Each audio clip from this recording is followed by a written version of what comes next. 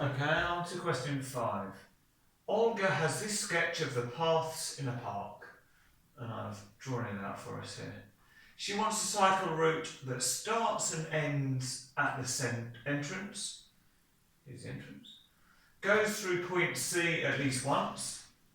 Point C here. Has a total length between 15 kilometres and 20 kilometres. 1 kilometre is equal to 0.6 miles. And they ask us to plan a suitable route and work out the total distance of the route. Okay. The thing that I noticed straight away is the total length needs to be between 15 kilometres and 20 kilometres. But all the measurements we've got in here are in miles. Okay, so we want to convert. We could convert everything to kilometres, but then we've got a lot of distances we'd have to convert. Instead, what we can do is if we take our 15 kilometres to 20 kilometres, we can convert those into miles instead. So we're told that 1 kilometre equals 0.6 miles. So that means that 15 kilometres will be 0.6 times 15. And I can use my calculator for this, or you can work it out in your head. That is fine. And that should give us 9 miles. Okay. We're then going to do the same with 20 kilometres. So 0.6 times 20. And this gives us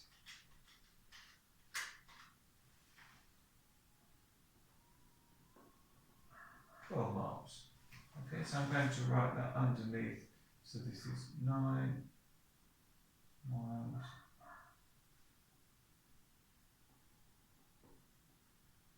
to 12 miles. Okay. Right, so now I don't need to worry about kilometres anymore. I'm going to do everything in miles. Right. If I'm going to work out a route, I can start to just sort of have a go and work it out.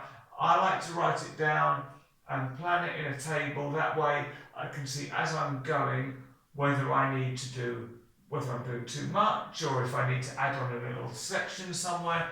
So I'm going to draw a little table. Let's draw it here.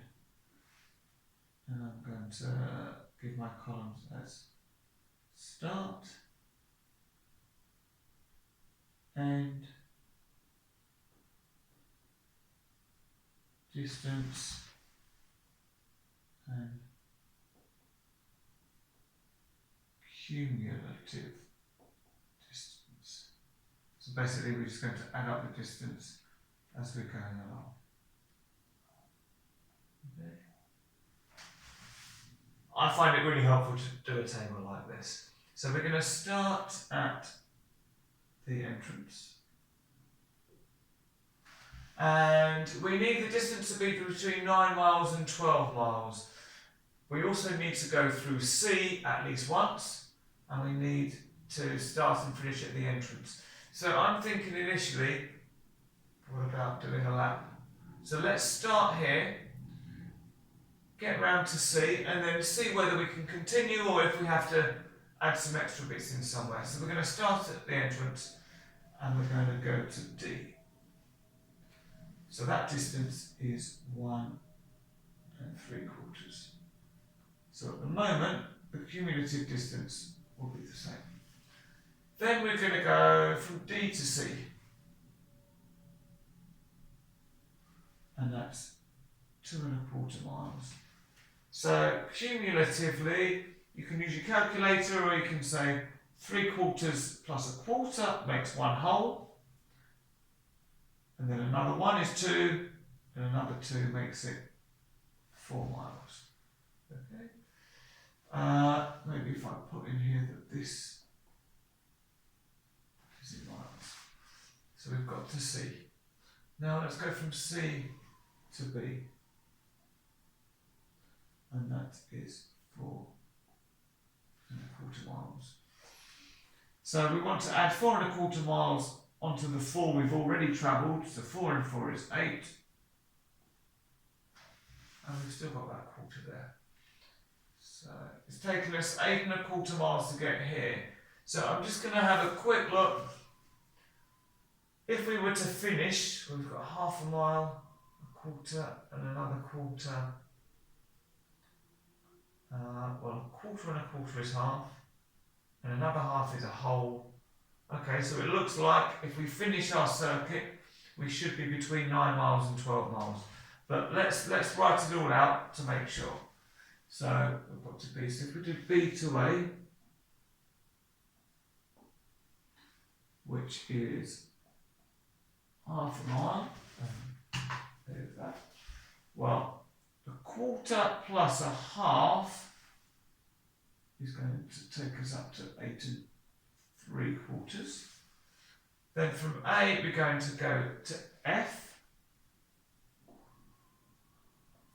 which is a quarter of a mile. That's going to take us up to 9 miles in total. To the bottom of my table here. And from F, we're going to go back to the entrance.